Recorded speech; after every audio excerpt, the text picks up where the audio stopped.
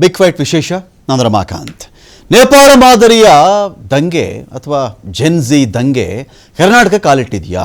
ಏನು ಜೆನ್ಜಿ ದಂಗೆ ಅಂತ ಹೇಳಿಬಿಟ್ರೆ ಏನೋ ಅಪಾಯಕಾರಿ, ಯಾರನ್ನೋ ಸಾಯಿಸಕ್ಕೆ ಬಂದುಬಿಟ್ಟಿದ್ದಾರೆ, ಎಲ್ಲೋ ಬೆಂಕಿ ಹಚ್ಚಿಬಿಡ್ತಾರೆ, ಆ ಥರ ಅಲ್ಲ. ಜೆನ್ಜಿ ಈ ಜನ್ರೇಷನ್ ಇದೆಯಲ್ಲ, ಒಂದು 2006, 2008 ಮೇಲೆ 2011, 12 ಈ ಜನ ಇವತ್ತಿಗೆ ಉದ್ಯೋಗಕ್ಕೋಸ್ಕರ ಒಂಥರ ಹೊಡೆದಾಡ್ತಾ ಇದ್ದಾರೆ, ಬಡ್ದಾಡ್ತಾ ಇದ್ದಾರೆ. ಪ್ರತಿನಿತ್ಯದ ಜೀವನದೊಂದಿಗೆ ಅವ್ರ ಹೊಡೆದಾಟ, ಅವ್ರ ಹೋರಾಟ ಸಾಗ್ತಾ ಇದೆ ಅಂತ ಇವ್ರೇನು ಕೇಳ್ತಾ ಇದ್ದಾರೆ. ಇವತ್ತು ಧಾರವಾಡದ ಶ್ರೀನಗರದ ಬಳಿಯಲ್ಲಿ ದೊಡ್ಡ ಪ್ರತಿಭಟನೆ ಮಾಡ್ತಾಯಿದ್ರು. ಇದ್ದಕ್ಕಿದ್ದಂತೆ ಒಂದು ಕಡೆ ಪೊಲೀಸರಿಂದ ನಿಮಗೆ ಪರ್ಮಿಷನ್ ಕೊಟ್ಟಿಲ್ಲ, ನೀವು ಯಾಕೆ ಇಲ್ಲಿ ದಾಳಿ ಮಾಡ್ತಾ ಇದ್ದೀರಿ, ಗಲಾಟೆ ಮಾಡ್ತಾ ಇದ್ದೀರಿ, ನಿಮ್ಮದೇನು ಕಥೆ ಇದು ಅಂತ ಅವ್ರು ಹೇಳ್ತಾರೆ. ಅಲ್ಲ ಸ್ವಾಮಿ, ಎಲ್ಲ ಕೇಂದ್ರದಲ್ಲೇ ಒಂದು 10 ಲಕ್ಷ ಹುದ್ದೆ ಭರ್ತಿ ಮಾಡಬೇಕು ಅವರು, ರಾಜ್ಯದಲ್ಲಿ 2,84,000 ಹುದ್ದೆಗಳು ಖಾಲಿ ಇವೆ. ಸೊ ಇಷ್ಟು ಹುದ್ದೆಗಳು ಖಾಲಿ ಇಟ್ಕೊಂಡು ನಾವು ಓದಿದ್ದೀವಿ, ಬರೆದಿದ್ದೀವಿ, ನಮ್ಮ ಹತ್ರ ಡಿಗ್ರಿಗಳಿದೆ, ನಮ್ಮ ಕೆಲಸ ಯಾಕೆ ಕೊಡ್ತಾ ಇಲ್ಲ ಇವರು ಕಾಲ್ ಮಾಡ್ದೇ ಇದ್ದರೆ, ಉದ್ಯೋಗಕ್ಕೆ ಅಂತ ಒಂದು ಕರೆನೇ ಬರದೇ ಇದ್ದರೆ ಇವ್ರಗಳ ಕಡೆಯಿಂದ ನಮ್ಮ ಪರಿಸ್ಥಿತಿಗಳು ಏನಾಗಬೇಕು? ಇದಷ್ಟೇ ಅಲ್ಲ, ಯಾವತ್ತೋ ಬರುತ್ತೀರಿ, ನೀವು ವೆಯ್ಟ್ ಮಾಡಬೇಕು ಅಂದರೆ ಅನೇಕರು ಒಂದೊಂದು ದಿನ ನೋಡಿ, ಈ ಒಂದು ಹೋರಾಟದಲ್ಲಿ ಇದ್ದಾರಲ್ಲ, ಈ ಹೋರಾಟದಲ್ಲಿರುವವರು ಒಂದು ದಿನ ಕಳೆದ್ರೆ ಎಷ್ಟೊಂದು ಜನ ಆ ಕೆಲಸ ಪಡೆದುಕೊಳ್ಳುವ ಅರ್ಹತೆಯನ್ನು ಕಳ್ಕೊಂಡ್ಬಿಡ್ತಾರೆ. ಎವ್ರಿ ಡೇ ಒಂದು ದಿನ ಕಳೀತು ಅಂದರೆ 100 ಜನನೋ, 50 ಜನನೋ, 1000 ಜನನೋ, 2000 ಜನನೋ ಆ ಉದ್ಯೋಗಕ್ಕೆ ಎಲಿಜಿಬಿಲಿಟಿ ಕಳ್ಕೊಂಡ್ಬಿಡ್ತಾರೆ. ಏಜ್ ಬಾರ್ ಆಯಿತು ಅಂತ, ವಯೋಮಿತಿ ಮೀರಿಬಿಡ್ತು ಅಂತ. 1 ತಿಂಗಳು ಕಳೆದ್ರೆ, 2 ತಿಂಗಳು ಕಳೆದ್ರೆ, 6 ತಿಂಗಳು ಕಳೆದ್ರೆ, 1 ವರ್ಷ ಕಳೆದ್ರೆ, 2.5 ವರ್ಷ ಕಳೆದ್ರೆ, 5 ವರ್ಷ ಕಳೆದ್ರೆ, ಇಮ್ಯಾಜಿನ್ ಮಾಡ್ಕೊಳ್ಳಿ ಎಷ್ಟು ಲಕ್ಷ, ಎಷ್ಟು ಕೋಟಿ ಮಕ್ಕಳು ಇಂಡಿಯಾದಲ್ಲಿ ಉದ್ಯೋಗಕ್ಕೆ ಅರ್ಹತೆಯನ್ನು ಕಳ್ಕೊಂಡ್ಬಿಡ್ತಾರೆ ಅಂತ ನಾನು ಹೇಳ್ತಿರೋದು. ಹಾಗಿದ್ದಾಗ ಇಂಥ ಪ್ರತಿಭಟನೆ ಮಾಡಲಿಕ್ಕೂ ಅನುಮತಿ ಇಲ್ಲ. ಪ್ರತಿಭಟನೆ ಮಾಡಿದ್ರೆ ಬಸ್ ತಗೊಂಡು ಬಾ, ತುಂಬುವವ್ರನ್ನ ಕಳಿಸು ಅಂತ ಹೇಳಿಬಿಟ್ರೆ, ಪ್ರಜಾಪ್ರಭುತ್ವದಲ್ಲಿ ಈ ಜನಗಳಿಗೆ ಪ್ರತಿಭಟಿಸುವ ಹಕ್ಕಿಲ್ವಾ? ಅವರ ಬೇಡಿಕೆಯನ್ನು ಸರ್ಕಾರದ ಮುಂದೆ, ಜನಗಳ ಮುಂದೆ, ಸಾರ್ವಜನಿಕರ ಮುಂದೆ ಇಡುವುದಕ್ಕೆ ಹಕ್ಕಿಲ್ವಾ? ನಡೀತಿರೋದು ಏನು ಇಲ್ಲಿ? ಎಲ್ಲ ವಿಚಾರಕ್ಕೆ ಸಂಬಂಧಪಟ್ಟಂತೆ ಡಿಬೇಟ್. ಅದಕ್ಕಿಂತ ಮುಂಚಿತವಾಗಿ ಇವತ್ತಿಲ್ಲಿ ಏನೇನಾಯಿತು? ಆ ಯುವ ಶಕ್ತಿ ನಾವೇನು ಕರಿತೀವಿ, ಇವರೇ ನಮ್ಮ ಭವಿಷ್ಯ ಅಂತ ನಾವು ಕರಿತೀವಿ. ಸುಮ್ಮನೆ ಭಾಷಣ ಬಿಗಿಯಕ್ಕೆ ಅದನ್ನು ಮಾತಾಡಬಾರ್ದು. ಇವರೆಲ್ಲ ಯುವಶಕ್ತಿ, ನಮ್ಮ ಭವಿಷ್ಯದ ಪ್ರಜೆಗಳು, ಭವಿಷ್ಯದ ಭಾರತ ಇವ್ರ ಕೈನಲ್ಲೇ ಇದೆ ಅಂತ ಹೇಳಿದ್ರೆ, ಆ ಭಾರತ ಇವ್ರ ಕೈ ಕೊಡ್ರಯ್ಯ ಮೊದಲು ಅಂತ. ಆ ಭಾರತವನ್ನು ಇವ್ರ ಕೈಗೆ ಮೊದಲು ಕೊಡಬೇಕು, ಆಮೇಲೆ ಕೊಟ್ಟ ಮೇಲೆ ಅವರ ಭವಿಷ್ಯವನ್ನು ರೂಪಿಸ್ತಾರೆ ಅಂತ ಹೇಳಿ ಅವ್ರ ಕೈಗೆ ಏನೂ ಕೊಡದೆ ಕನಿಷ್ಠ ಪಕ್ಷ ಒಂದು ಪ್ರತಿಭಟನೆ ಮಾಡೋಕ್ಕೂ ನೀವು ಬಿಡದೇ ಇದ್ದರೆ ಏನು ಕತೆ? SP ಅವ್ರಿಗೂ ಸೇರ್ಸಕ್ಕೆ ಹೇಳ್ತಾ ಇದ್ದೀನಿ ನಾನು. ಅಗ್ರಿ SP ಅವರೇ, ನೀವು ಇವತ್ತಿಗೆ ಒಂದು ಹುದ್ದೆಲಿದ್ದೀರಿ, ನೀವು ಹುದ್ದೆಲಿದ್ದೀರಲ್ವಾ? ಸಪೋಸ್ ನಿಮ್ಮ ಕಾಲಾವಧಿಯಲ್ಲಿ ನೀವು ಎಕ್ಸಾಮ್ ಬರೆದಂಥ ಅವಧಿಯಲ್ಲಿ ಈ ಥರ ಕಾಲ್ ಮಾಡ್ದೇ ಇದ್ದಿದ್ರೆ, ಎಕ್ಸಾಮ್ಗೆ ಕಾಲ್ ಮಾಡಿಲ್ಲಪ್ಪ ಪೊಲೀಸ್ ಇಲಾಖೆಯಲ್ಲಿ, ಅಥವಾ UPSC ಕಾಲೇ ಮಾಡಿಲ್ಲ ಎಕ್ಸಾಮ್ಗೆ, ನಿಮ್ಮ ಏಜ್ ಬಾರ್ ಆಗೋಯ್ತು, ನೀವು SP ಆಗಿ ನಿಂತ್ಕೊಳ್ತಾ ಇದ್ರ ಅಲ್ಲಿ. ಅಗ್ರಿ, ಸರ್ಕಾರದ ಒತ್ತಡ, ಸರ್ಕಾರ ಕೆಟ್ಟ ಹೆಸರು ಬಂದುಬಿಡುತ್ತೆ. ಎಲ್ಲದರ ಆಚೆಗೂ ಕೂಡ ಪ್ರತಿಯೊಬ್ಬ ಪೊಲೀಸ್ ಕೂಡ ಯೋಚನೆ ಮಾಡಬೇಕು, ಪ್ರತಿಯೊಬ್ಬ ಸರ್ಕಾರಿ ನೌಕರನು ಕೂಡ ಇಂಥ ಜನಗಳೊಂದಿಗೆ ನಿಂತ್ಕೊಳ್ಬೇಕು. ಏನು ಹುದ್ದೆ ಖಾಲಿ ಇದೆಯೋ ಅದನ್ನು ಪೂರ್ಣ ಮಾಡ್ಕೊಳ್ಳೋ ದೃಷ್ಟಿಯಿಂದ ಸರ್ಕಾರ ಎಚ್ಚೆತ್ತುಕೊಳ್ಬೇಕು ಅಂಥೇಳಿ ಇವತ್ತಿನ ಪ್ರತಿಭಟನೆ ಹೇಗಿತ್ತು ನೋಡಿ. ಅನಂತರ ಡಿಬೇಟ್ ನಾನು ಸ್ಟಾರ್ಟ್ ಮಾಡ್ತೀನಿ.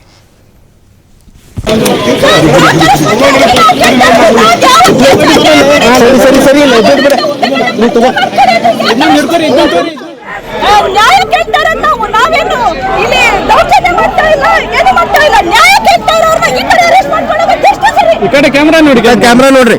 ಈಗ ಉದ್ಯೋಗಾಕಾಂಕ್ಷಿಗಳು ಏನ್ರಿ ಕೇಳ್ತಾ ಇದ್ದಾರೆ? ಖಾಲಿರೋ ಹುದ್ದೆಗಳನ್ನ ಭರ್ತಿ ಮಾಡ್ಕೊಡಿ ಅಂತ ಕೇಳ್ತಾ ಇದ್ದಾರೆ, ನೇಮಕಾತಿ ಮಾಡ್ಕೊಡಿ ಅಂತ ಕೇಳ್ತಾರೆ. ಇನ್ನೇನ್ ಕೇಳ್ತಾ ಇದ್ದಾರೆ ನಿಮ್ಮನ್ನ? ಅವ್ರು ಏನ್ ಅಪರಾಧ ಮಾಡಿದ್ರೆ, ದರೋಡೆ ಮಾಡಿದ್ರೆ, ಕೊಲೆ ಮಾಡಿದ್ರೆ, ಅವ್ರನ್ನ ಅರೆಸ್ಟ್ ಮಾಡೋದಕ್ಕೆ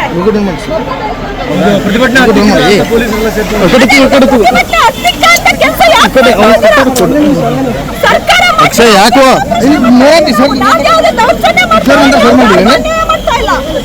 ಯಾರಿಗೂ ಯಾವುದೇ ಮಾಡ್ತಾ ಇಲ್ಲ.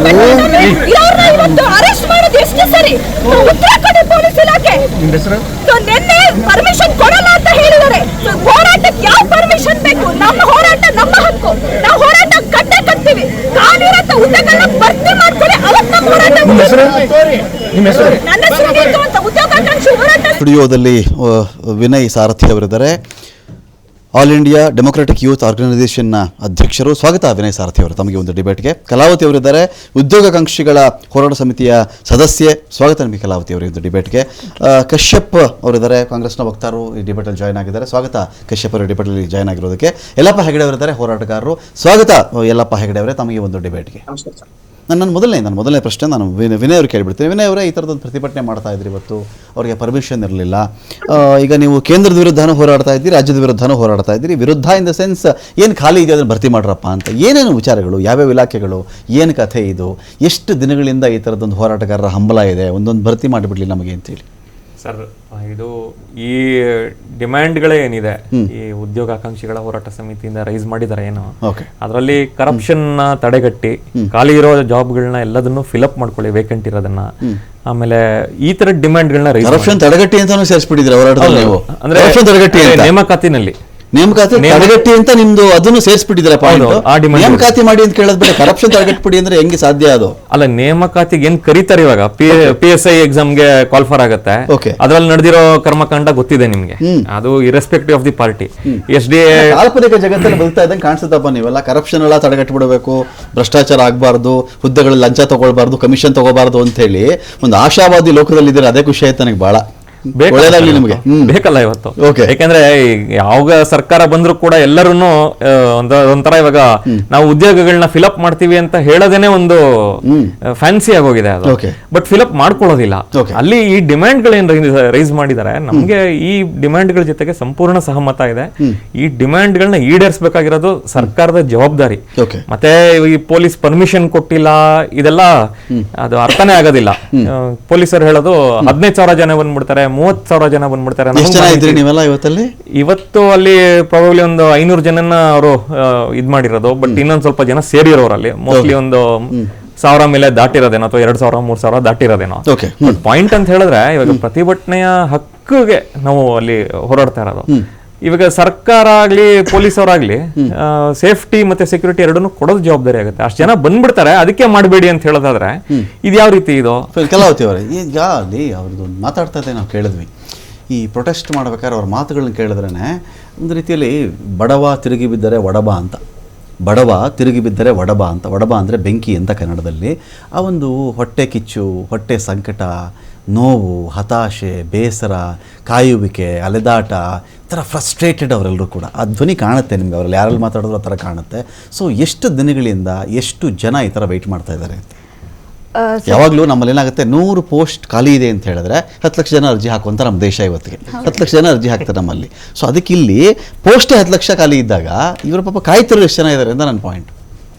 ಸರ್, ಕರ್ನಾಟಕದಲ್ಲೇ ನಾವು ತಗೊಂಡ್ರೆ ಇವಾಗ ನೀವೇ ಆಗ್ಲೇ ಹೇಳ್ದಂಗೆ 5 ವರ್ಷದಿಂದ ಕಳೆದ 5 ವರ್ಷನೇ ತಗೊಂಡ್ರೆ ಯಾವ ಏನು ರಾಜ್ಯ ಸರ್ಕಾರದಲ್ಲಿ 43 ಇಲಾಖೆಗಳಿದೆ.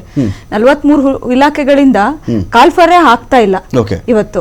ಸೊ ಇವಾಗ ಏನು ವಿಜಯನಗರದಲ್ಲೇ ತಗೊಂಡ್ರೆ ನಾವು 1 ಲಕ್ಷಕ್ಕಿಂತ ಹೆಚ್ಚು ಕೋಚಿಂಗ್ ಸೆಂಟರ್ಗಳಲ್ಲಿ ಓದ್ತಾ ಇದ್ದಾರೆ. ಬರೀ ಬೆಂಗಳೂರು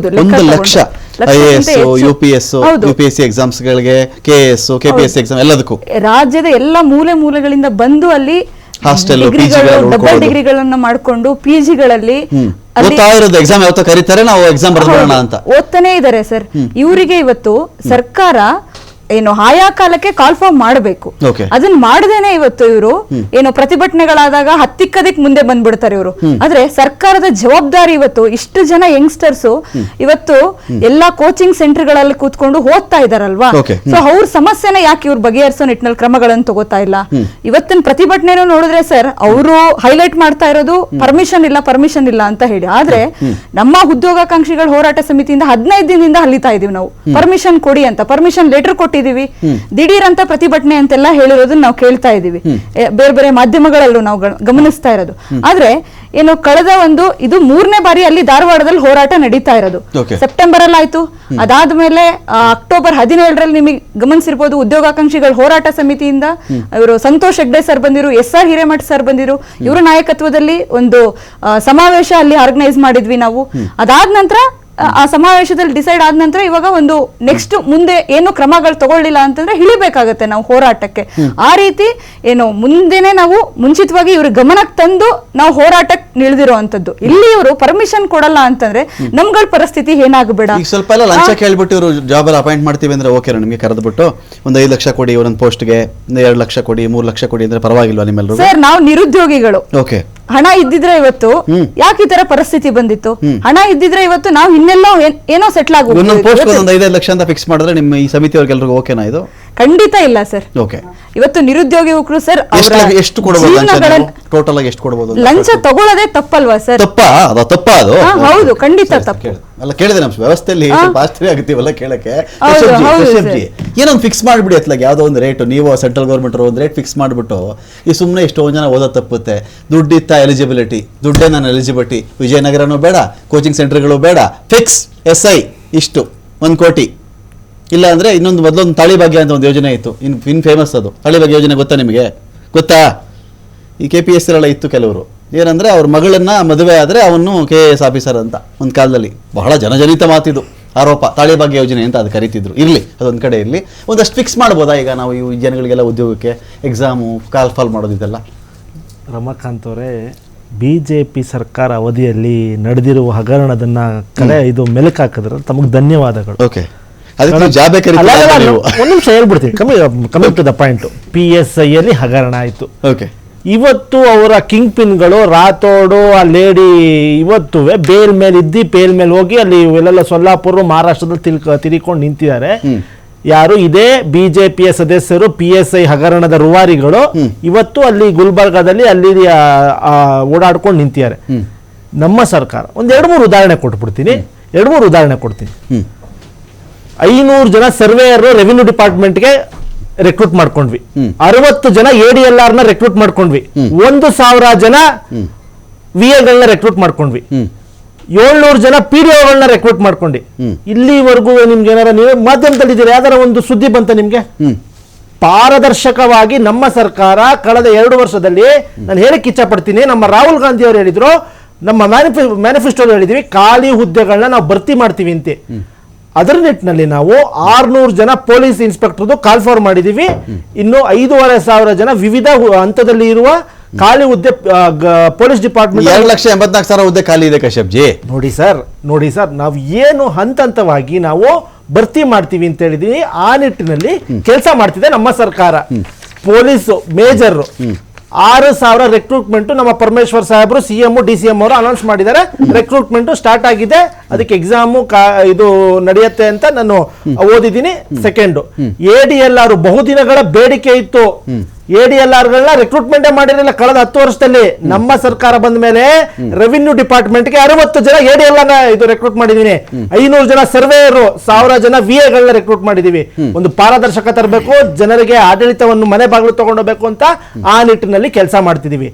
BJP ಸರ್ಕಾರ ಅವಧಿಯಲ್ಲಿ ನಿಮ್ಗೆ ಗೊತ್ತು, KPSC ಹಗರಣ, PSIL ಹಗರಣ, ಮತ್ತೆ KSL ಹಗರಣ ಅಂತ ತುಂಬಿಕೊಂಡು ಕೂತಿತ್ತು. 2011ರಲ್ಲಿ ಮಂಗಳೂರು ಕೇಸ್ ಏನಾಯ್ತು? ಇದೇ ನೀವೇ ಮಾಧ್ಯಮದವರು 2011 ಯಾವ ಮಟ್ಟದ ಹಗರಣ, ಎಷ್ಟೆಷ್ಟು ಕೋಟಿಗೆ ಒಂದು KS ಆಫೀಸರ್ಗಳು AC DC ಹರಾಜು ಮಾಡಿದ್ರು ಅಂತ ನಿಮ್ಗೆ ಗೊತ್ತು. ಯಡಿಯೂರಪ್ಪನವ್ರ ಕಾಲದಲ್ಲಿ ನಮ್ಮ ಸರ್ಕಾರ ಕಳೆದ 13ರಿಂದ ರಿಕ್ರೂಟ್ಮೆಂಟ್ ಬಗ್ಗೆ ಹೇಳಿ ಕಶ್ಯಪ್ ಜಿ. ಆಯ್ತು, ನೀವು ಹೇಳ್ತಿರೋದು ಒಂದು 2,000, 3,000, 4,000 ಉದ್ಯೋಗ ಅಂತ ಆಯ್ತು. ಒಂದು ರಾಜ್ಯ ಅಂದ್ರೆ ಅಷ್ಟೇ ಅಲ್ವಲ್ಲ ಕಶ್ಯಪ್ ಜಿ? ಒಂದು ಇಡೀ ರಾಜ್ಯ ಅಂದ್ರೆ ಅಷ್ಟೇನಾ? ADLR ಒಂದಷ್ಟು ಸರ್ವೆ ಅರ್ಥ ಆಯ್ತು ನನಗೆ. ಮುಂದುವರೆದ ಭಾಗ ಏನು? ಅಪಾಯಿಂಟ್ ಆಗ್ಬೇಕು. ಈಗ ಹಗರಣ ಆಯ್ತು ಅಂತ ಇನ್ಸ್ಪೆಕ್ಟರ್ ಸ್ಟಾಪೇ ಮಾಡಿಬಿಟ್ರೆ ಮಾಡಿಲ್ಲ. ಪರಮೇಶ್ವರ್ ಸಾಹೇಬ್ರು CM ಸಾಹೇಬ್ರು ಮೊನ್ನೆ ಒಂದು ಆರ್ಡರ್ ಪಾಸ್ ಮಾಡಿದ್ರು. 6,000 ಜನ ರೆಕ್ರೂಟ್ ಮಾಡ್ಕೋಬೇಕು ಇನ್ನು 6 ತಿಂಗಳಲ್ಲಿ ಅಂತ ಒಂದು ಆರ್ಡರ್ ಪಾಸ್ ಮಾಡೋದು ಪ್ರೋಸೆಸ್. 6 ತಿಂಗಳಲ್ಲಿ ಎಷ್ಟೋ ಲಕ್ಷ ಜನಗಳಿಗೆ ಏಜ್ ಬಾರೇ ಆಗ್ಬಿಡುತ್ತೆ ನೋಡಿ. ಅದನ್ನ ಆ ನಿಟ್ಟಿನಲ್ಲಿ ಇವಾಗ ಇದು ಒಳ ಮೀಸಲಾತಿಲಿ ಸ್ವಲ್ಪ ಏಜ್ ಬಾರ್ನ ಸ್ವಲ್ಪ ಸರಿಪಡಿಸಬೇಕು ಅಂತ CM ಮಾತಾಡಿದ್ರು. ಅದನ್ನ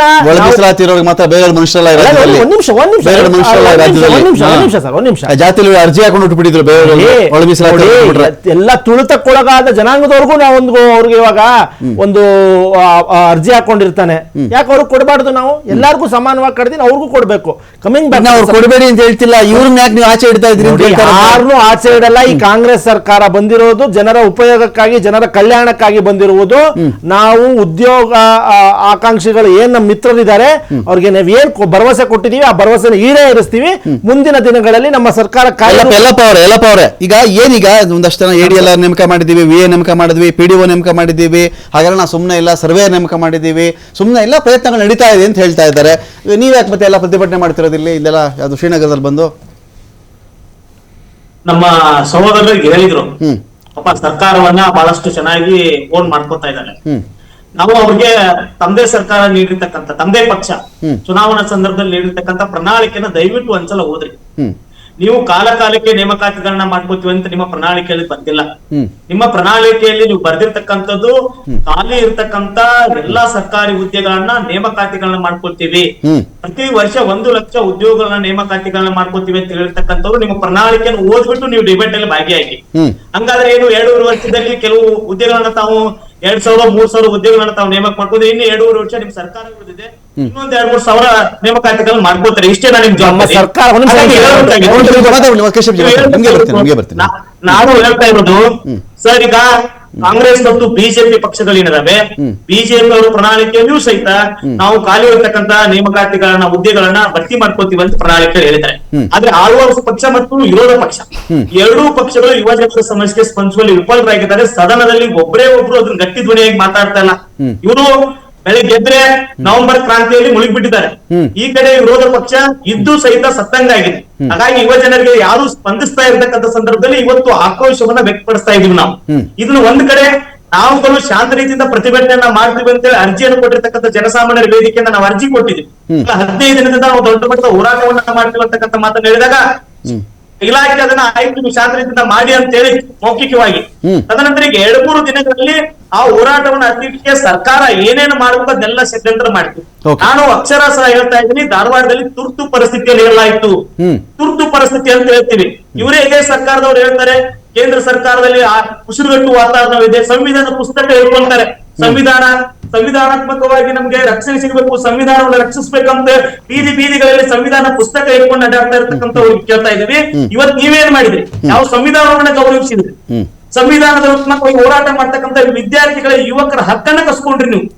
ಈ ತುರ್ತು ಪರಿಸ್ಥಿತಿಯನ್ನು ಹೇರಿರ್ತಕ್ಕಂಥ ನೀವು ಮುಂದೆ ನೀವು ಈ ರಾಜ್ಯದಲ್ಲಿ ಆಡಳಿತ ನಡೆಸಲಿಕ್ಕಾಗತ್ತ. ಮತ್ತೆ ಕೇಂದ್ರ ಸರ್ಕಾರವೂ ಅಷ್ಟೇ, ಕೇಂದ್ರ ಸರ್ಕಾರವು ಸಹಿತ 10 ಲಕ್ಷಕ್ಕಿಂತ ಹೆಚ್ಚಿನ ಹುದ್ದೆಗಳನ್ನ ನೇಮಕ ಮಾಡ್ಕೋಬೇಕಿರ್ತಕ್ಕಂಥ ಕೇಂದ್ರ ಸರ್ಕಾರ ಮೌನಕ್ಕೆ ಶರಣರಾಗಿದೆ. ಇರ್ತಕ್ಕಂಥ ಏನು ಕಾರ್ಪೊರೇಷನ್ಗಳು ಸರ್ಕಾರದ ಸ್ವಾಮ್ಯದಲ್ಲಿ ಇರ್ತಕ್ಕಂಥ ಏನಾಗ್ಬೇಕಾಗಿ ಗೊತ್ತಾಯ್ತು ಯಲ್ಲಪ್ಪ ಅವರೇ ಏನಾಗ್ಬೇಕಾಗಿದ್ದು ಗೊತ್ತಾಯ್ತು. ಒಂದು ಆದರ್ಶ ಸ್ಥಿತಿ ಹೇಳ್ತೀನಿ ಕೇಳಿ. ಈಗ ನೀವು ಯಾರೆಲ್ಲ ಉದ್ಯೋಗಾಕಾಂಕ್ಷಿಗಳಿದ್ದೀರೋ ಯಾವುದಾದ್ರೂ 1, 2, 3 ಲೋಕಸಭಾ ಕ್ಷೇತ್ರಕ್ಕೋ ವಿಧಾನಸಭಾ ಕ್ಷೇತ್ರದಲ್ಲಿ ಮಾತ್ರ ಇರಬೇಕಾಗಿತ್ತು ನೀವು ವೋಟರ್ಸ್ ಎಲ್ಲರೂ. 3 ವಿಧಾನಸಭಾ ಕ್ಷೇತ್ರದಲ್ಲಿ ಇಷ್ಟೊಂದು ಜನ ಹೋರಾಟ ಮಾಡ್ತಾ ಇದ್ದಾರೆ ಅಂತ ಇದ್ದಿದ್ರೆ ನೀವೆಲ್ಲರೂ ಅಪಾಯಿಂಟ್ ಆಗ್ಬಿಡ್ತಾ ಇದ್ರಿ. ಎಲ್ಲ ಹರಿದು ಹಂಚೋಗ್ಬಿಟ್ಟಿದ್ದೀರಲ್ಲ, ಎಲ್ಲ ಕಡೆ ಇದ್ದೀರಲ್ಲ, ಎಲ್ಲ 100 ಜನದ ಓಟ್ ಬರಲ್ವಾ, ಓಕೆ, 5,000 ಜನದ ಓಟ್ ಬರಲ್ವಾ, ಓಕೆ, ಐ ಕ್ಯಾನ್ ಮ್ಯಾನೇಜ್ ಅಂತ ಹೇಳಿ ಆ ಥರದ್ದು ನೀವೆಲ್ಲ ಒಂದೇ ಕಾನ್ಸ್ಟಿಟ್ಯೂನ್ಸಿಗೆ ವೋಟರ್ಸ್ ಆಗ್ಬಿಡಿ, ವೋಟರ್ ಐ ಡಿ ಮಾಡಿಸ್ಕೊಬಿಡಿ ನೀವು ಅಲ್ಲಿಗೆನೆ, ಬಹುಶಃ ಜಾಬ್ ಸಿಗ್ಬೋದೇನೋ ಅಂತ. ದಯವಿಟ್ಟು ನಾನು ಒಂದು ವಿನಂತಿ ಮಾಡ್ತಾ ಇದ್ದೀನಿ ತಮ್ಮಲ್ಲಿ, ಇದು ಯುವ ಜನರ ಸಮಸ್ಯೆ ಅಲ್ಲ, ಈ ನಾಡಿನ ಸಮಸ್ಯೆ. ಯಾಕೆಂದ್ರೆ ಆಡಳಿತವನ್ನ ಸುಗಮವಾಗಿ ನಡೆಸಬೇಕಂದ್ರೆ ಎಲ್ಲಾ ಇಲಾಖೆಗಳಿಗೆ ಸಂಪೂರ್ಣವಾಗಿರ್ತಕ್ಕಂತ ನೇಮಕಾತಿಗಳಾದಾಗ ಒಳ್ಳೆ ಆಡಳಿತವನ್ನ ನೀಡಬಹುದು. ಮತ್ತು ನಮ್ಮ ಹಳ್ಳಿಗಳಲ್ಲಿ ಸರ್ಕಾರಿ ದವಾಖಾನೆಗೆ ಹೋದ್ಮೇಲೆ, ಆಸ್ಪತ್ರೆಗೆ ಹೋದ್ಮೇಲೆ ಸರಿಯಾದ ಸಿಬ್ಬಂದಿಗಳಿಲ್ಲ, ಸರಿಯಾದ ವೈದ್ಯಕೀಯ ಚಿಕಿತ್ಸೆ ಸಿಗ್ತಾ ಇಲ್ಲ. ನಮ್ಮ ಹಳ್ಳಿಗಳಿಗೆ ಗ್ರಾಮ ಪಂಚಾಯತಿಗೆ ಹೋದಾಗ ಸರಿಯಾದ ಸಿಬ್ಬಂದಿಗಳಿಲ್ಲ, ಸಾರ್ವಜನಿಕ ಕೆಲಸಗಳು ಸರಿ ಆಗ್ತಾ ಇಲ್ಲ. ತಹಸೀಲ್ದಾರ್ ಕಚೇರಿಗೆ ಹೋದ ನಂತರ ನಾವು ಯಾವ ಇಲಾಖೆಗೆ ಹೋಗ್ತೀವೋ ಆ ಇಲಾಖೆಗಳಲ್ಲಿ ಇವತ್ತು ಸಾರ್ವಜನಿಕರ ಕೆಲಸಗಳಾಗ್ತಾ ಇಲ್ಲ. ಇವತ್ತು ಒಂದು ವಾರ ನಾನು ಮಾತಾಡ್ತೀನಿ ಅಖಾಡ ಬಿಗ್ ಫೈಟ್ ವಿಶೇಷ ಮತ್ತೆ ಮುಂದುವರಿಸ್ತಾ ಇದ್ದೀನಿ. ನಾನು ಇಲ್ಲಿ ನಿಮ್ಮನ್ನು ಕೇಳಬೇಕು ವಿನಯ್ ಅವರೇ, ಅಂದರೆ ಇಂಥ ವಿಚಾರಗಳಲ್ಲಿ ಅಂತ ಬಂದಾಗ ಈ ಪ್ರತಿಭಟನೆಗಳು ಒಂದು ಪ್ರದೇಶಕ್ಕೆ ಸೀಮಿತ, ಒಂದು ದಿನಕ್ಕೆ ಸೀಮಿತ, ಬಸ್ಸಿಗೆ ತುಂಬುವವರೆಗೆ ಸೀಮಿತ ಅಂತ ಆದಾಗ ನಿಮ್ಮ ಕೂಗು ಅದೇ ಹೇಳ್ತಾರಲ್ಲ, ನರಿ ಕೂಗು ಗಿರಿಗೆ ಮುಟ್ಟುತ್ತಾ ಅಂತ, ನರಿ ಕೂಗು ಗಿರಿಗೆ ಮುಟ್ಟಲ್ಲ ಅಂಥೇಳಿ ಒಂದೊಂದು ಲಿಮಿಟೆಡ್ 500-600 ನಿಮ್ಮ ಬೇಡಿಕೆಗಳ ಪರಿಣಾಮಕಾರಿಯಾಗಿ ಯಾವ ಥರ ನೀವು ಇಡ್ತಾ ಇದ್ದೀರಿ, ಏನು ಅಪ್ರೋಚ್ ಮಾಡಿದ್ದೀರಿ ಗವರ್ನಮೆಂಟ್ನ, ಯಾರನ್ನು ಕಂಡಿದ್ದೀರಿ ನೀವು ಅಂತ? ಸರ್, ಇದರಲ್ಲಿ ನೀವು ಭಾಳ ನಮ್ಮ ಏನು ನಾವು ಪರ್ಸ್ಯೂ ಮಾಡಿದ್ದೀವಿ ಅನ್ನೋದು ಕೇಳ್ತಾ ಇದ್ದೀರಾ. It's a very important thing. September 30ಕ್ಕೆ ಉದ್ಯೋಗಾಕಾಂಕ್ಷಿಗಳ ಹೋರಾಟ ಸಮಿತಿಯಿಂದ ಒಂದು ಸಭೆ ನಡೀತು ಧಾರವಾಡದಲ್ಲಿ. ಅದೇ ಟೈಮಲ್ಲಿ ಇನ್ನೊಂದು ಸಂಘಟನೆಯವರು ಕೂಡ ಪ್ರತಿಭಟನೆ ಮಾಡಿದ್ರು, ತುಂಬ ದೊಡ್ಡ ಸುದ್ದಿನೂ ಮಾಡ್ತು. ನಾವು ಫೀಲ್ಡಲ್ಲಿ ಇದ್ದು ಗ್ರೌಂಡ್ ಪ್ರಿಪ್ರೇಷನ್ ಮಾಡ್ತಾ ಇದ್ವಿ. ಅಕ್ಟೋಬರ್ 17ಕ್ಕೆ SR ಹಿರೇಮಠ ಅವರು ಮತ್ತು ಸಂತೋಷ್ ಹೆಗಡೆ ಅವರ ನೇತೃತ್ವದಲ್ಲಿ ನಾವು ಒಂದು ಸಮಾವೇಶನ ಕೈಗೆತ್ಕೊಂಡ್ವಿ. ಅಲ್ಲಿ ಅವತ್ತಿಗೂ ಕೂಡ ಪೊಲೀಸರು ಹೇಳಿದ್ದು ತುಂಬಾ ಜನ ಬಂದ್ಬಿಡ್ತಾರೆ ಅಂತೇಳಿ.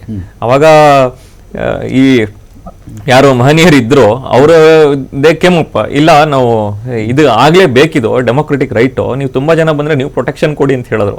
ಕೊನೆಗೆ ಅಕ್ಟೋಬರ್ 17ಕ್ಕೆ ನಡೆದಂಥ ಸಮಾವೇಶದಲ್ಲಿ that was A preparatory meeting. ಅಲ್ಲಿ ನಾವು ಈ ಹೋರಾಟನ ಹೆಂಗ್ ಮುಂದುವರಿಸಬೇಕು ಅಂತ. ಅದಾದ ನಂತರ ಕಶ್ಯಪ್ ಜಿ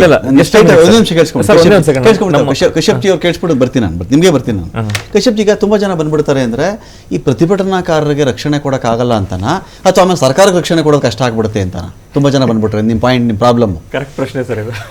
ನೋಡಿ, ರಕ್ಷಣೆ ಕೊಡಕ್ ಆಗಲ್ಲ, ಪ್ರಾಬ್ಲಮ್ ಆಗ್ಬಿಡುತ್ತೆ ಅಂತ. ನೋಡಿ, ಪ್ರತಿಭಟನೆ ಅವ್ರಿಗೆ ಫ್ರೀಡಮ್ ಆಫ್ ಎಕ್ಸ್ಪ್ರೆಷನ್ನು ಮಾಡಲಿ, ಅದಕ್ಕೆ ಅಂತ ಡೆಸಿಗ್ನೇಟೆಡ್ ಪ್ಲೇಸ್ಗಳು ಆಯಾ ಜಿಲ್ಲೆಯಲ್ಲಿದೆ, ಇಷ್ಟಿಷ್ಟು ಜನ ಕೂತ್ಕೊಂಡು ಮಾಡ್ಕೋಬೇಕು. ಫಾರ್ ಎಕ್ಸಾಂಪಲ್ ಬೆಂಗಳೂರಲ್ಲಿ ಫ್ರೀಡಮ್ ಪಾರ್ಕ್ ಬಿಟ್ಟರೆ ಎಲ್ಲೂ ಮಾಡಂಗಿಲ್ಲ ಪ್ರತಿಭಟನೆ. ಅದೇ ದೊಡ್ಡ ಮೋಸ. ನಿಮಿಷ ದಯವಿಟ್ಟು ಅಲ್ಲ, ಅದೇ ಕೇಳಿಸ್ಕೊಳ್ಳಿ.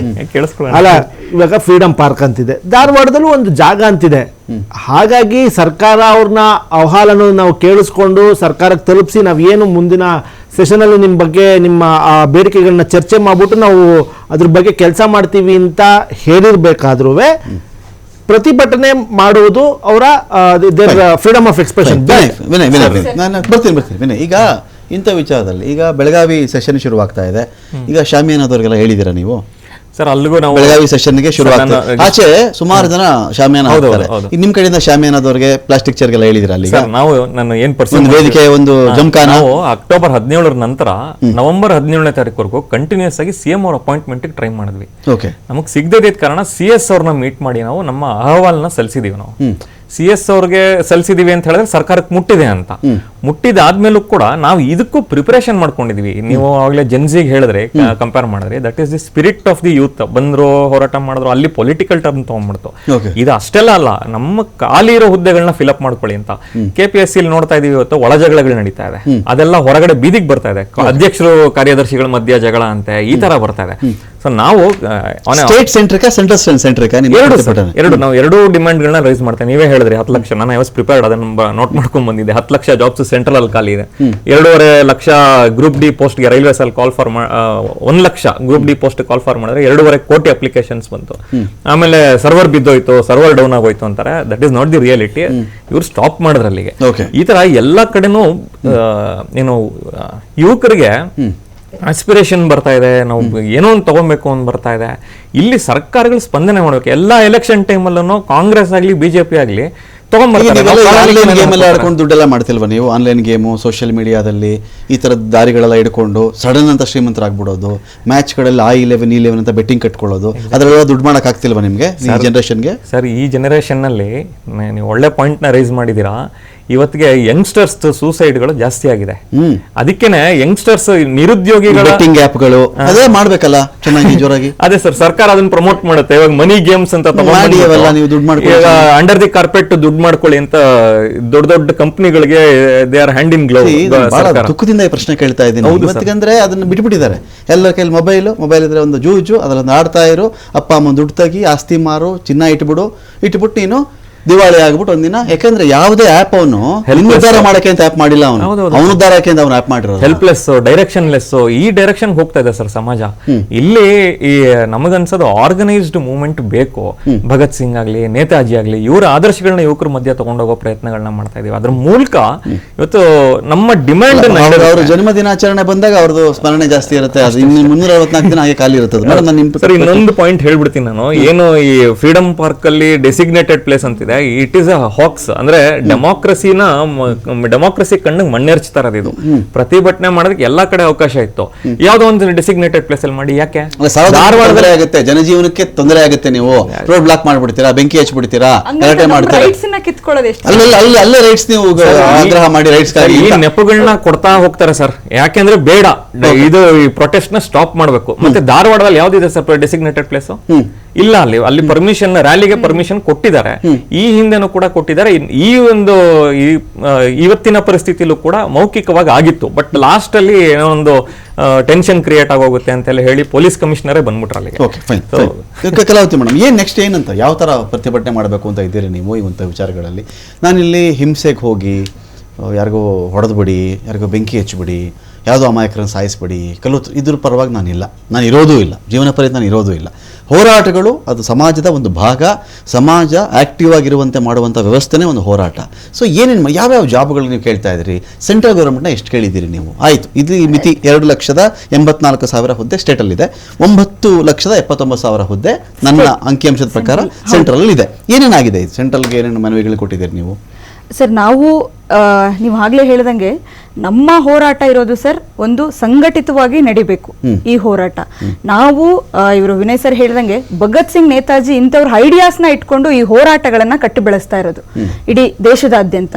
ಸೊ ಇಲ್ಲಿ ನಮಗನ್ಸೋದು ಇವತ್ತು ಯಾರಿಗೋ ಹೊಡೆದು ಬಿಡೋದು ಅಥವಾ ಏನೋ ಪಬ್ಲಿಕ್ ಟ್ರಾನ್ಸ್ಪೋರ್ಟ್ ಅಥವಾ ಮತ್ತೊಂದೇನೇನೋ ಹಾಳು ಮಾಡೋದು ಇದು ನಮ್ಮ ಉದ್ದೇಶ ಅಲ್ಲ.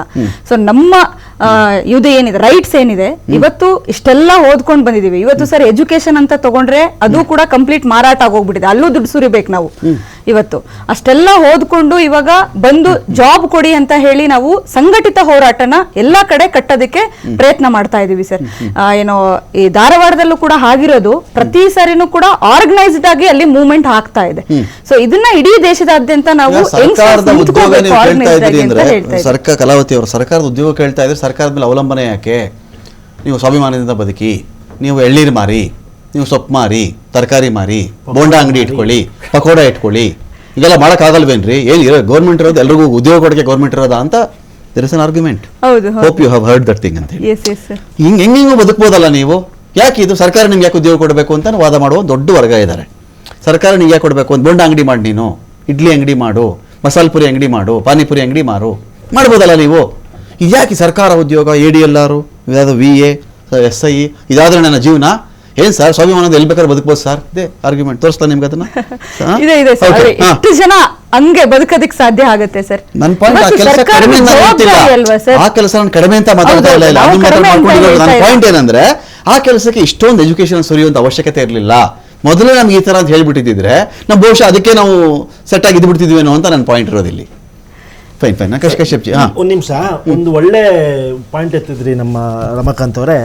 BJP ಸಂಸದರು ತೇಜಸ್ವಿ ಸೂರ್ಯ ಬೆಂಗಳೂರಿನ BMTC ನ ಪ್ರೈವೇಟೈಸ್ ಮಾಡಬೇಕು ಅಂತ ಅವರ ಕೂಗು ನೀವೇ ಬಿತ್ತರಿಸಿದ್ರಿ.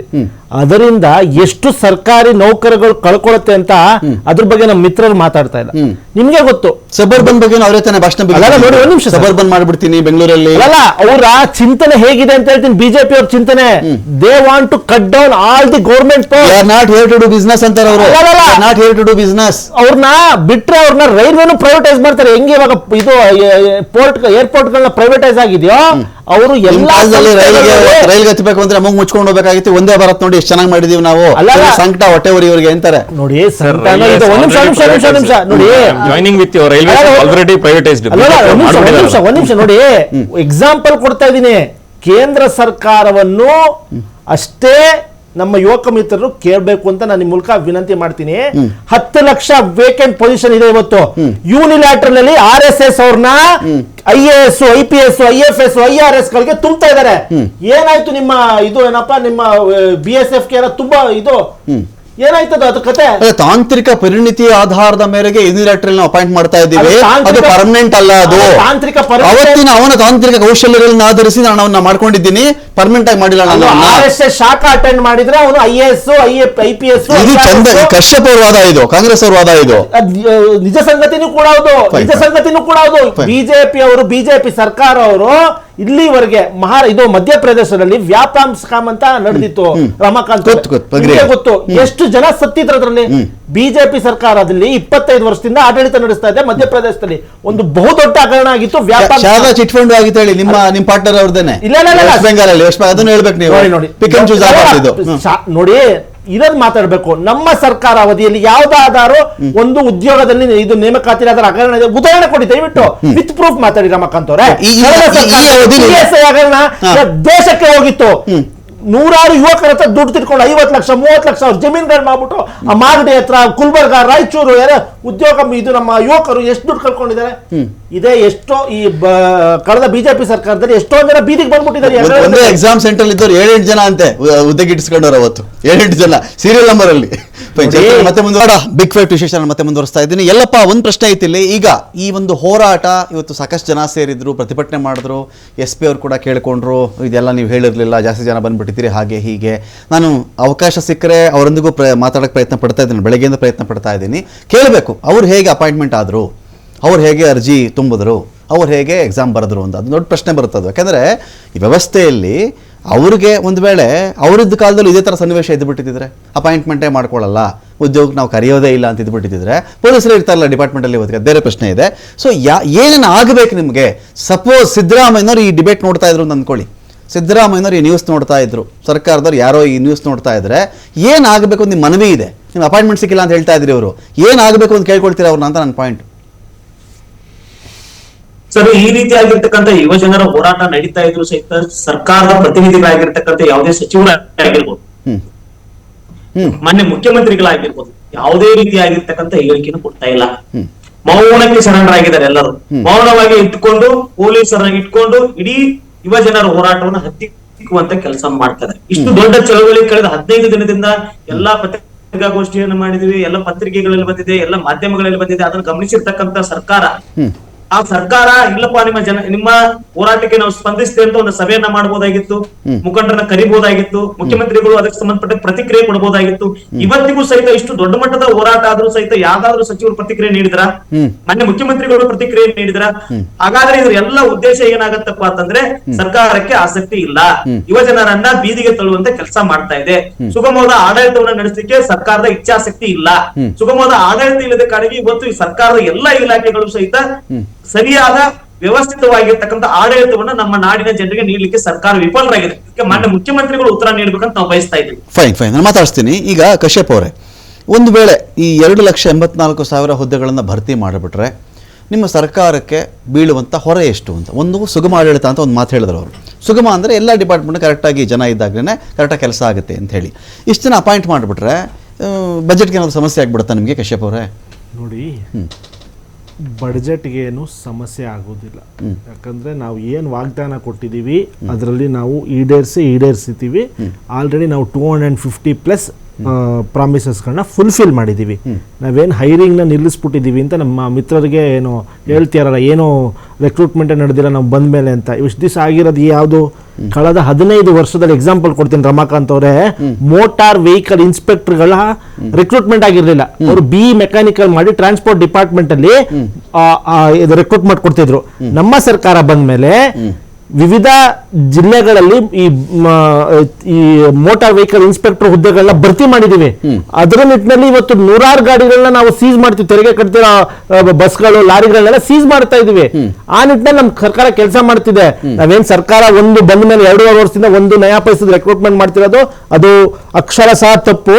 ನಾವು ಆ ನಿಟ್ಟಿನಲ್ಲಿ ಕೆಲಸ ಮಾಡ್ತಿದೀವಿ. ಏನು ನಾವು ವಾಗ್ದಾನ ಕೊಟ್ಟಿದೀವಿ ಅದನ್ನ ಈಡೇರಿಸ್ತೀವಿ. ಯಾಕಂದ್ರೆ ನಮ್ದು ನುಡಿದಂತೆ ನಡೆದ ಸರ್ಕಾರ. We promise what we have delivered. ನಾವು ಏನ್ ಪ್ರಾಮಿಸ್ ಮಾಡ್ತೀವಿ ಅದನ್ನ ಡಿಲಿವರ್ ಮಾಡ್ತೀವಿ ನಾವು. ಹಂಗಾಗಿ ಬೇರೆಯವ್ರ ತರ ಬಿಜೆಪಿ ಸರ್ಕಾರ ತರ ನಾವು ಓಡೋರಲ್ಲ ನಾವು. ನಾವೇನು ಇವಾಗ ಫಾರ್ ಎಕ್ಸಾಂಪಲ್ ನಾನು ಹೇಳ್ತೇವೆ, ಪದೇ ಹೇಳ್ಬೇಕಾಗತ್ತೆ. ಯಾಕಂದ್ರೆ ಹೇಳಿದ್ದನ್ನೇ 100 ಸರಿ ಹೇಳ್ಬೇಕು ಅಂದ್ರೆ ಜನಕ್ಕೆ ಗೊತ್ತಾಗೋದಿಲ್ಲ. ಈ ಕಂದಾಯ ಇಲಾಖೆ ಅನ್ನೋದು ಒಂದು ಮಾತೃ ಇಲಾಖೆ, ಅದು ಜನರಕ್ಕೆ ಹತ್ರ ಆಗಿರೋ ಇಲಾಖೆ.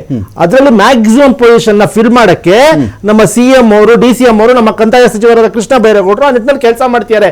ಎಲ್ಲಾ ಇಲಾಖೆನೂ ರೆಕ್ರೂಟ್ಮೆಂಟ್ ನಡೀತಾ ಇದೆ. ರೆಕ್ರೂಟ್ಮೆಂಟ್ ನಡೀತಾ ಇಲ್ಲ ಅಂತಲ್ಲ. ನಾವ್ ಏನೋ ಒಂದು ಪ್ಲಾನ್ ಹಾಕೊಂಡಿದೀವಿ. ಆ ನಿಟ್ಟಿನಲ್ಲಿ KPSC ಅವರು, ಇದು ಕರ್ನಾಟಕ ಎಕ್ಸಾಮಿನೇಷನ್ ಅಥಾರಿಟಿ ಅವರು ಕೆಲಸ ಮಾಡ್ತಿದ್ದಾರೆ, ತುಂಬ್ತಾರೆ.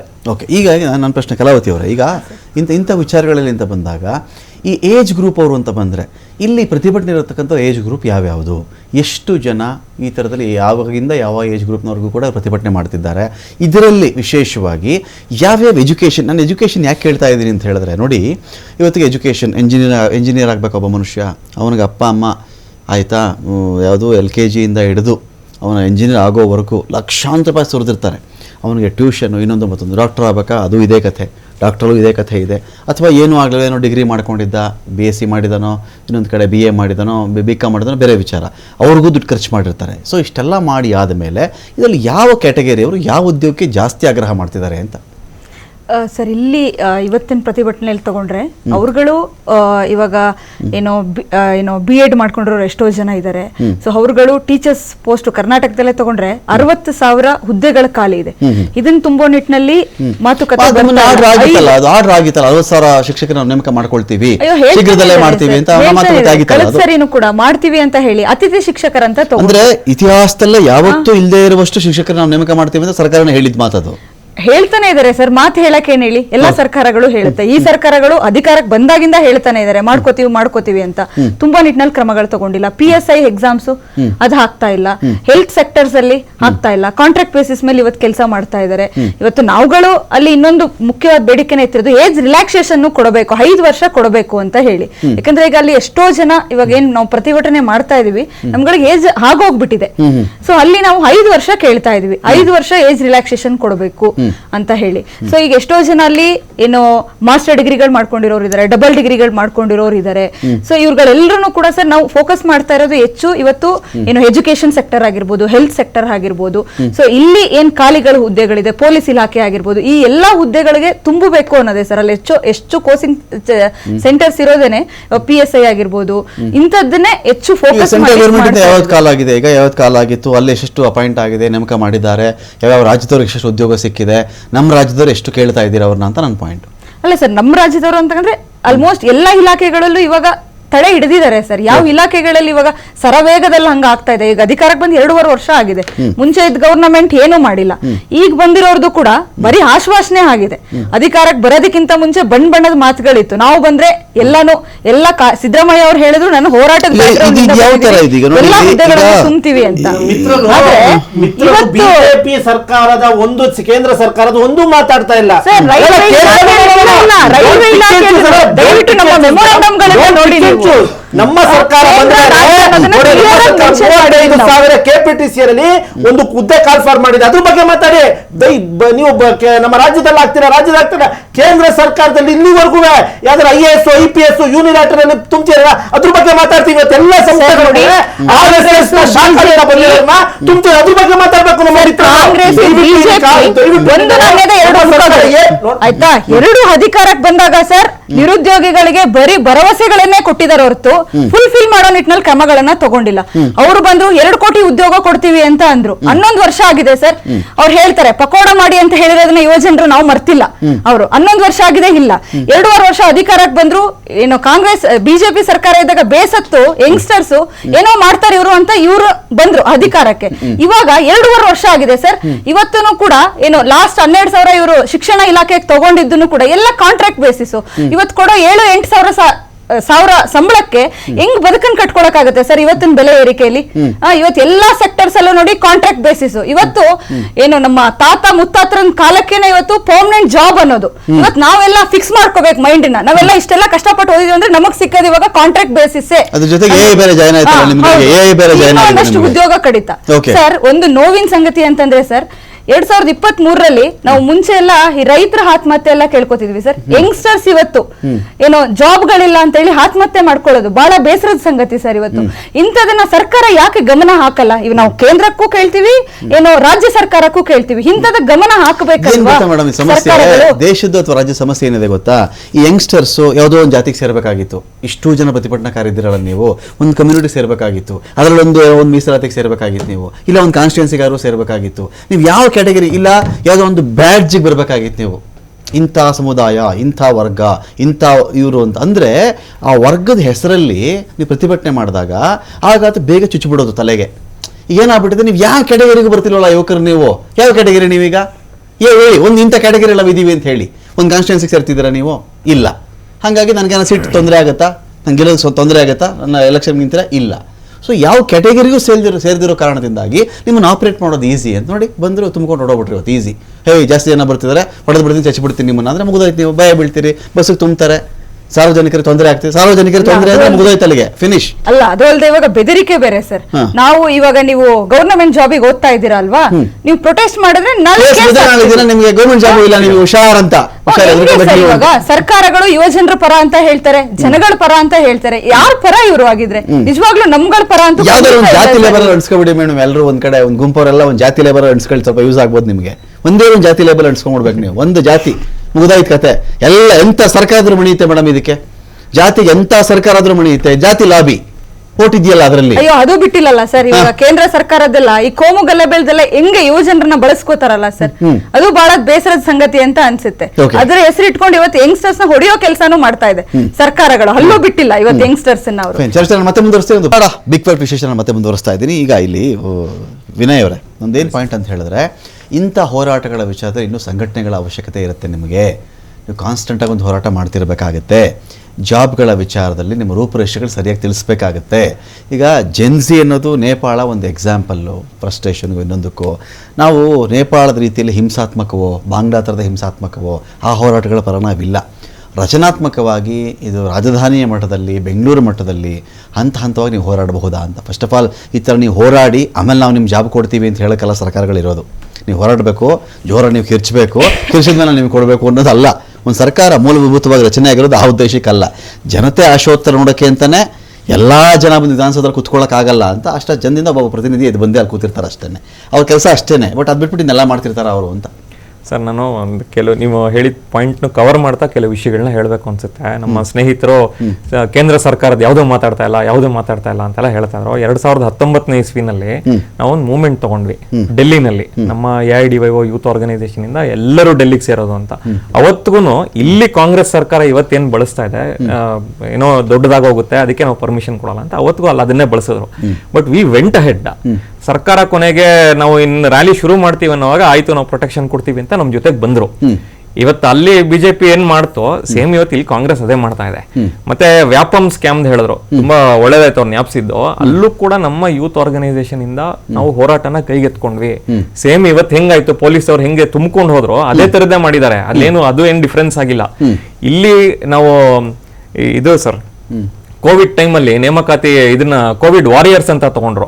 ಆಮೇಲೆ ಅವ್ರನ್ನ 1 year ಆದ್ಮೇಲೆ ತೆಗೆದು ಬಿಸಾಕಿದ್ರು. ಅವ್ರದ್ದು ನಾವು ಯೂನಿಯನ್ ಮಾಡಿ ಕಟ್ಟಿ ವಾರಿಯರ್ಸ್ ಅವರು ವಾರಿಯರ್ಸ್ ಪಾಪ ವಿತ್ ಪೈನ್ ಹೇಳ್ತಾ ಇದ್ದೀನಿ. ಅವ್ರದ್ದು ನಾವು ಮೂವ್ಮೆಂಟ್ ನ ಕಟ್ಟಿ ಇವಾಗ ಕಾಂಗ್ರೆಸ್ ವಿರುದ್ಧ ನಾವು ಕೇಳ್ತಾ ಇದೀವಿ. ಕಾಂಗ್ರೆಸ್ ವಿರುದ್ಧ ಅಲ್ಲ ಬಿಡಿ, ನಾವು ಸರ್ಕಾರನ ಕೇಳ್ತಾ ಇದೀವಿ. ಕಾಂಗ್ರೆಸ್ ಇದೆ, ಬಿಜೆಪಿನೂ ಇದೆ. ಇಲ್ಲಿ ಕಾಂಗ್ರೆಸ್ ಇದೆ, ಅಲ್ಲಿ ಬಿಜೆಪಿ ಇದೆ.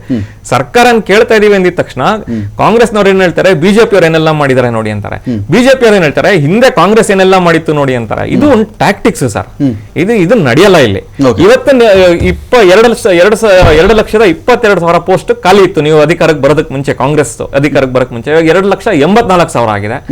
ಸೇಮ್ ಬಿಜೆಪಿ ಅವರು ಕೂಡ 5 years ಪೋಸ್ಟ್ ವೇಕೆಂಟ್ ಆಗಿದ್ರೆ ನಾವು ಪೋಸ್ಟ್ ಗೋಸ್ ವಿತ್ ವೇಕೆನ್ಸಿ ಅಂತ ಹೇಳ್ಬಿಟ್ರು. ಬಿಹಾರದಲ್ಲಿ 1 ಕೋಟಿ ಉದ್ಯೋಗ ಅನೌನ್ಸ್ ಮಾಡಿದಾರಲ್ಲ ಅವರು, 1 ಕೋಟಿ. ಅದೇ ಈ ಅನೌನ್ಸ್ಮೆಂಟ್ ಗಳು ಎಲ್ಲರೂ ಮಾಡ್ತಾ ಇದಾರೆ ಸರ್. ನಾನು ಅದೇ ಹೇಳಿದ್ದೆ ಅವಾಗಲೇ, ಎಲೆಕ್ಷನ್ ಬಂದಾಗ ನೋ ಇದೊಂಥರ ಈ ಒಂದು ಸೆಕ್ಷನ್ ನಾವು ಟಾರ್ಗೆಟ್ ಮಾಡಬೇಕು ಅಂದ್ರೆ ಪ್ರಣಾಳಿಕೆಯಲ್ಲಿ ಹಾಕ್ಬೇಕು ಅನ್ನೋ ಅದನ್ನೇ ಮಾಡ್ಕೊಂಡು ಹೋಗ್ತಾ ಇದ್ದಾರೆ. ಇನ್ನೊಂದು ಪಾಯಿಂಟ್ ಹೇಳ್ಬಿಡ್ತೀನಿ ನಾನು. ನೀವೇನ್ ಹೇಳಿದ್ರಿ ಇವತ್ತು ಆರ್ಗನೈಸ್ಡ್ ಮೂವ್ಮೆಂಟ್ ಬೇಕು ಅಂತ. ಎಲ್ಲಾ ಕಡೆ ಯಂಗ್ಸ್ಟರ್ಸ್ನೇ ಹೋರಾಟ ಮಾಡಿ ಬೀದಿಗೆ ಬರೋದು, ಅದರದೇ ಪ್ರಾಡಕ್ಟ್ ನಾವು ನೋಡೋದು. ನೇಪಾಳಲ್ಲಾಗ್ಲಿ ಇನ್ನೊಂದರಲ್ಲಾಗ್ಲಿ ಬಂದಿದೆ. ಆದ್ರೆ ಅಲ್ಲಿ ಬಂದಿದ್ದು ಪೊಲಿಟಿಕಲ್ ಟರ್ನ್ ತಗೊಂಡ್ಬಿಡ್ತು. ಇದು ಅಷ್ಟು ದೊಡ್ಡ ಪೊಲಿಟಿಕಲ್ ಟರ್ನ್ ಇಲ್ಲ ಇಲ್ಲಿ. ಖಾಲಿರೋ ಜಾಬ್ಸ್ ನ ಫಿಲ್ ಅಪ್ ಮಾಡಿ ಅಂತಾರದು. ಇದಕ್ಕೆ ಸರ್ಕಾರ ಮುಂದೆ ಬರ್ಬೇಕಲ್ಲ. ಇದಕ್ಕೆ ಸರ್ಕಾರ ಮುಂದೆ ಬರ್ದಿರಾ ನಾವು ಇಷ್ಟೆಲ್ಲ ಮಾಡ್ತಾ ಇದ್ರೆ ಕರೆಕ್ಟ್ ಸ್ವಾಮಿ ಬಿದ್ದಿದೆಯಲ್ಲ. ಹೋಟಾ ಸಮಿತಿ ರಿಪೋರ್ಟ್ ನ ಕಾಂಗ್ರೆಸ್ನವ್ರು ಇಂಪ್ಲಿಮೆಂಟ್ ಮಾಡಿ. ಹೋಟಾ ಸಮಿತಿ ಹೇಳ್ತು ಟೈಮ್ ಟೇಬಲ್ ಹಾಕ್ಬಿಡ್ಬೇಕು KPSC ಇದು ಅಂತ. KPSC ನಲ್ಲಿ ನಡೀತಾರೋ ಒಳ ಜಗಳ ಇವತ್ತು ಅದನ್ನ ಸಾಲ್ವ್ ಮಾಡೋದಕ್ಕೆ ಸರ್ಕಾರ ಏನ್ ಮಾಡಿ ನೆಕ್ಸ್ಟ್ ನೀವೇನ್ ಮಾಡ್ತೀರಾ? ಸರ್ಕಾರ ಏನ್ ಮಾಡ್ಬೇಕು ನೆಕ್ಸ್ಟ್? ಸರಿ, ನಾವು ಇದನ್ನ ಯುವ ಜನರ ಚಳವಳಿಯಾಗಿ ನೋಡಿದ್ರೆ ಇದಕ್ಕೆ ಎಲ್ಲಾ ಸಂಘಟನೆದವರು ಬೆಂಬಲಿಸಬೇಕು. ರೈತ ಸಂಘಟನೆದವರು, ದಲಿತ ಪರ ಸಂಘಟನೆದವರು, ಕನ್ನಡ ಪರ ಸಂಘಟನೆಗಳು, ಎಲ್ಲಾ ಸಂಘಟನೆದವರನ್ನ ಕೂಡ್ಕೊಂಡು ನಾವು ಇದನ್ನ ಜನಾಂದೋಲನ ಮಾಡ್ಬೇಕು.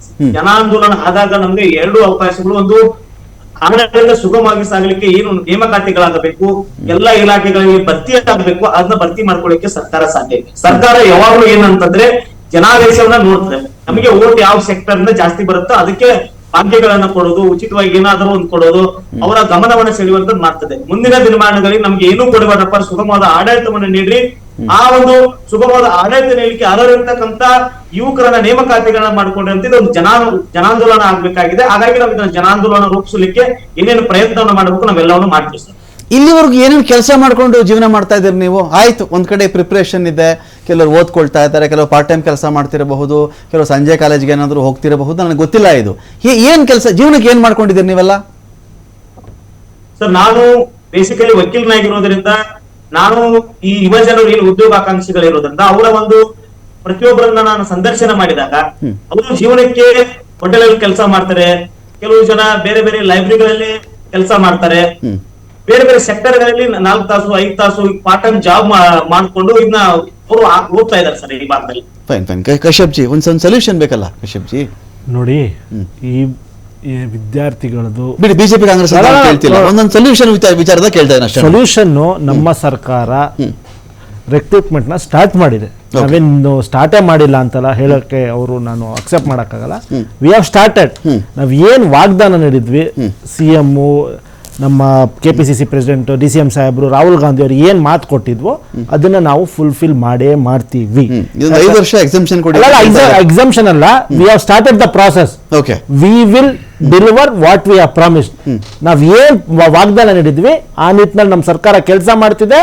ನಮ್ಮ ಮುಂದಿನ ದಿನಗಳಲ್ಲಿ ಖಾಲಿ ಹುದ್ದೆಗಳನ್ನ ನಮ್ಮ ಸರ್ಕಾರದಲ್ಲಿ ವಿವಿಧ ಹಂತಗಳಲ್ಲಿ ಯಾವ ಖಾಲಿ ಹುದ್ದೆ ಇದೆ ಅದನ್ನ ನಾವು ಭರ್ತಿ ಮಾಡಕ್ಕೆ ಇವ್ರದ್ದು ಏನಿದೆ ಒಂದು ರಿಕ್ವೆಸ್ಟ್ ನ ನಾವು CM ಮುಂದಿನ ದಿನಗಳಲ್ಲಿ ನಾಳೆ ನಾಡಿದ್ದು ಕರೆದಿ ಮಾತಾಡ್ತಾರೆ ಅಂತ ನಮ್ಗೆ ಆಶಾಭಾವ ಇದೆ. ನಾವು ಮಾತಾಡ್ತೀವಿ. ಇವ್ರದ್ದು ಏನ್ ರಿಕ್ವೆಸ್ಟ್ ಇದೆ ಅದನ್ನ ಮುಂದಿನ ದಿನಗಳಲ್ಲಿ ಸರ್ಕಾರ ಕೇಳುತ್ತೆ. ಅದ್ರಲ್ಲಿ 2 ಮಾತಿದೆ. ಥ್ಯಾಂಕ್ ಯು ಕಶ್ಯಪ್ ಅವರೇ, ಥ್ಯಾಂಕ್ ಯು ವಿನಯ್ ಸಾರಥಿ ಅವರೇ, ಥ್ಯಾಂಕ್ ಯು ಕಲಾವತಿ ಅವರೇ, ಥ್ಯಾಂಕ್ ಯು. KPS ಮ್ಯಾಗ್ನೆಟ್ ಶಾಲೆಗಳನ್ನ ತಂದು ಗವರ್ಮೆಂಟ್ ಸ್ಕೂಲ್ ನಲ್ಲಿ ರೆಕ್ರೂಟ್ಮೆಂಟ್ ಆಗಬೇಕಾಗಿರೋದನ್ನ ಇವಾಗ ಪೂರ್ತಿ ನಾಶ ಮಾಡ್ಬಿಡ್ತಾರೆ. ಇದೇ ಕಾಂಗ್ರೆಸ್ ಗವರ್ಮೆಂಟೇನೆ. ಅದನ್ನ ಬಿಜೆಪಿ ಅವ್ರು ಬಂದ್ರೆ ಅವೇನು ರಿವರ್ಸ್ ಮಾಡೋದಿಲ್ಲ, ಕಂಟಿನ್ಯೂ ಆಗುತ್ತೆ. ಮ್ಯಾಗ್ನೆಟ್ ಶಾಲೆ ಅಂತ ತಂದು 40,000ಕ್ಕೂ ಹೆಚ್ಚು ಗವರ್ಮೆಂಟ್ ಸ್ಕೂಲ್ಗಳನ್ನ ಮುಚ್ಚುತ್ತಾ ಇದಾರೆ. ಅಷ್ಟೇ ಎಂಪ್ಲಾಯ್ಮೆಂಟ್ ಹೋಗುತ್ತೆ. ಇವಾಗ ಈ ಹುಡುಗರಿಗೆ ಏನು ಹಂಗಾರೆ ಉತ್ತರ? ಗೆಸ್ಟ್ ಟೀಚರ್ಸ್ ಅಂತ ತಗೊಂಡ್ರು, that is also problem. Permanent employment ಇಲ್ಲ. ಇಲ್ಲಿ ಕಾಂಗ್ರೆಸ್ ಬಿಜೆಪಿ ಅಂತ ಅಲ್ಲ ಸರ್, ನಮ್ಗೆ ಎರಡೂ ಕೂಡ ನಮ್ಮ ಇವ್ರು ಹೇಳ್ದಂಗೆನೆ ಒಂದೇ ನಾಣ್ಯದ 2 ಮುಖ. ಇಲ್ಲಿ ಕಷ್ಟದಲ್ಲಿರೋರ್ನ ಗುರುತಿಸ್ಬೇಕು, ಅದು point. Fine, thank you Yallappa Hegde ಅವರೇ. ಈ ಒಂದು ಹೋರಾಟಗಳಿಗೆ ಫಸ್ಟು ಜಯ ಸಿಗಲಿ. ಯಾರೆಲ್ಲ ಉದ್ಯೋಗಾಂಕ್ಷಿಗಳಿದ್ದೀರಿ, ಉದ್ಯೋಗ ನಿಮಗೆಲ್ಲರಿಗೂ ಸಿಗುವಂತಾಗಲಿ. ಅಟ್ ದ ಸೇಮ್ ಟೈಮ್ ತಮ್ಮ ಕೌಶಲ್ಯಗಳನ್ನು ಇಂಪ್ರೂವ್ ಮಾಡಿಕೊಳ್ಳುವ ದೃಷ್ಟಿಯಿಂದ ಆಧುನಿಕ ಜಗತ್ತಿನ ಆಧುನಿಕ ಬೇಡಿಕೆಗಳಿಗೆ ತಕ್ಕಂತೆ ತಮ್ಮ ಕೌಶಲ್ಯಗಳ ವೃದ್ಧಿ ಆಗಬೇಕು. ಒಂದನ್ನೇ ನಂಬ್ಕೊಂಡಿರಬೇಡಿ. ನೀವು ಒಂದನ್ನೇ ನಂಬ್ಕೊಂಡಿದ್ರೆ ಬಹಳ ಕಷ್ಟ ಆಗಿಬಿಡುತ್ತೆ ನಿಮಗೆ. ಇದಲ್ಲದೆ ಇನ್ನೇನೋ ಪ್ರೈವೇಟಾಗಿ ಏನಾದರೂ ಮಾಡಬಹುದಾ, ಒಂದಷ್ಟು ಜನ ಸೇರ್ಕೊಂಡು ಏನಾದರೂ ಬಿಸ್ನೆಸ್ ಥರ ಮಾಡಬಹುದಾ, ಯಾವ್ದಾದ್ರು ಲೋನ್ಗೆ ಅಪ್ಲೈ ಮಾಡ್ಕೊಳ್ಬಹುದಾ, ಈ ಕಡೆಗೂ ನಿಮಗೆ ಗಮನ ಇರಲಿ. ಸರ್ಕಾರಿ ಕೆಲಸ ಸಿಗ್ತಾ ನಿಮಗೆ ಅದು ಬೋನಸ್ ಆಗಿರಲಿ. ಇದನ್ನೇ ನಂಬ್ಕೊಂಡಿದ್ರೆ ಅದು ಬಹಳ ಕಷ್ಟ ಆಗಿಬಿಡುತ್ತೆ ತಮಗೆ. ಈ ದೃಷ್ಟಿಯಿಂದ ಹೋರಾಟ ಜಾರಿಯಲ್ಲಿರಲಿ. ನಿಮ್ಮಂಥ ಹೋರಾಟಗಳಿಗೆ ನಮ್ಮ ಸಹಕಾರ ಯಾವತ್ತೂ ಇರುತ್ತೆ ಅಂತ ಹೇಳ್ತಾ ಡಿಬೇಟ್ ಮುಗಿಸ್ತಾ ಇದ್ದೀನಿ. ನಮಸ್ಕಾರ.